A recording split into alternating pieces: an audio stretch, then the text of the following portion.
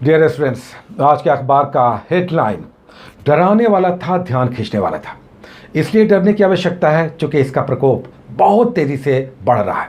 और ध्यान खींचने वाला ये है कि अगर हम अपने स्तर पर सजग रहे, थोड़ा सा भी अलर्ट रहे और अपने स्तर पर उपाय करते रहे तो इसके 50% से भी अधिक केसेस को हम कंट्रोल कर सकते हैं। 3 लाख पार कर गया है। आज ये केस अभी तक का एवर हाईएस्ट है। पूरे कोरोना काल का देखिए 17 महीनों का इसने लेखा जोखा प्रस्तुत किया है और ये बताया कि ये अभी तक पूरे विश्व में हाईएस्ट है। अब इसकी जानकारी हमें होनी चाहिए कि अब इसे हमें कैसे बचना है, क्योंकि अब ये प्रलय का रूप, सुनामी का रूप धारण कर चुका है। और अभी तक अधिकतर लोग जो उपाय कर रहे हैं, अच्छे उपाय कर रहे हैं और ये उपाय बहुत कारगर है जो स्टीम लेना या भाप लेने से संबंधित है। लेकिन अधिकतर लोगों को ये स्टीम लेना, भाप लेना नहीं आता है। हमने जब कल ही इस तरह का एक एपिसोड डाला था तो हमारे ही बहुत सारे छात्रों के ऐसे कमेंट्स आने लगे। मैक्सिमम लोगों के कमेंट्स थे कि हम पॉजिटिव हैं सर, या हमारे घर में कोई न कोई केस है। ऐसे में एक काम अपने घर पर रहते हुए हम बड़ी आसानी से कर सकते हैं। और हमने व्यक्तिगत स्तर पर, देखिए हम भी विशेषज्ञ तो है नहीं, विशेषज्ञ क्या बिल्कुल सामान्य भी नहीं है, सामान्य से भी नीचे स्तर के। लेकिन आप भी समझ रहे होंगे कि इस बीमारी के बारे में विशेषज्ञ भी अपने स्तर पर कंफर्म नहीं है। एक्सपर्ट्स भी जब इसके बारे में बातें बता रहे हैं तो साथ में संशय डाल देते हैं, डाउट्स डाल देते हैं। वो कहते हैं कि ये भी उपाय 100% हम नहीं कह सकते। तो इसका एकमात्र उपाय है, और उपाय ये है कि पैनिक नहीं करना है। उससे पहले की स्थिति में जब आप हैं तो बचाव करना है। और बचाव ये है बहुत साधारण, हमने देखा व्यक्तिगत स्तर पर, और ये बहुत काम कर रहा है।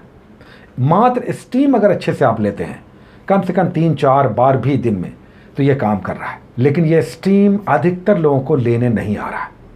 हमने स्वयं भी जब ऐसे ही लिया, बिल्कुल हाफ हार्टेडली, तो हमने भी जैसे तैसे लिया।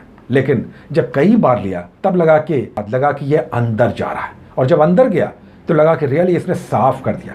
जो आपका नज़ल पैसेज है, जो आपका लंग्स है, जहाँ तक जाता है, लगा कि नज़ल पैसेज आपका सीना साफ हो जाता है। लेकिन बहुत सारे लोग इसे अभी भी नहीं जान रहे हैं। अगर आप भाप लेते हैं, स्टीम लेते हैं, तो एक काम ज़रूर करें। स्टीम लेते वक्त आपको नाक में गर्म हवा लेना है, भाप लेना है। केवल छिपा करके एक टॉवेल और अंदर में खींच रहे हैं, छोड़ रहे हैं, इससे काम नहीं चलेगा। ऐसा ना हो कि सारा भाप आप चेहरे पे ले रहे हैं, नाक में नहीं ले रहे हैं, चेहरे पे ले रहे हैं।